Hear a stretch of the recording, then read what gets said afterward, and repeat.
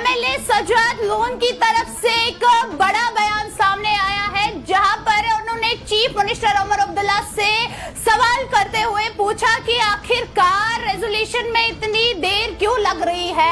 आप लोगों को झूठ बताते आए हो। जब आपने वोट मांगने थे उस टाइम पे भी आपने लोगों को झूठे वादे दिलाए कि मैं कश्मीर में ये कराऊंगा वो कराऊंगा, जबकि वो वादे सारे खोखले निकले।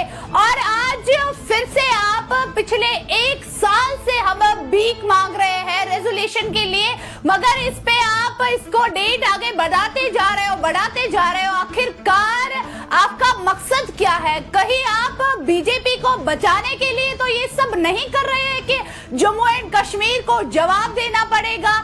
और आपको याद होगा कि कल चीफ मिनिस्टर उमर अब्दुल्ला की जानिब से एक बयान सामने आया था, जहां पर उन्होंने कहा कि मैं 90 कॉन्स्टिट्यूएंसीज में जाकर लोगों से सिग्नेचर्स लूंगा।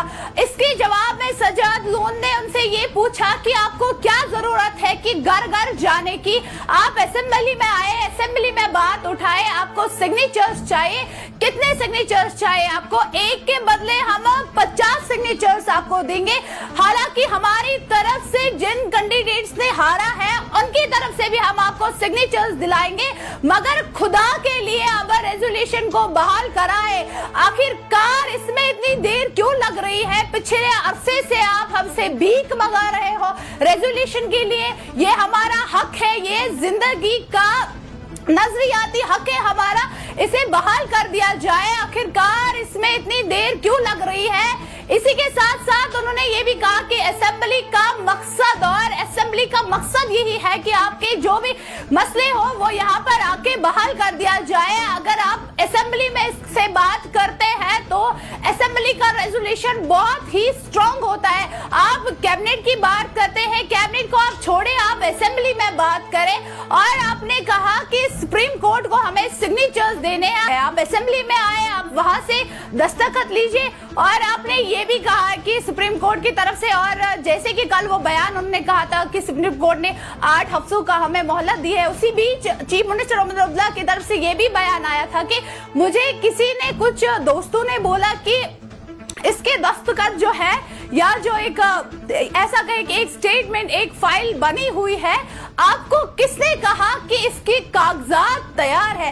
आप किन लोगों पे भरोसा कर सकते हो? कोई ऐसे ही आके किसी ने आपको ऐसे आके बोला कि कागजात तैयार है और आपने यकीन कर लिया? ऐसा तो नहीं हो सकता है कि आप किसी की बात पर यकीन करो।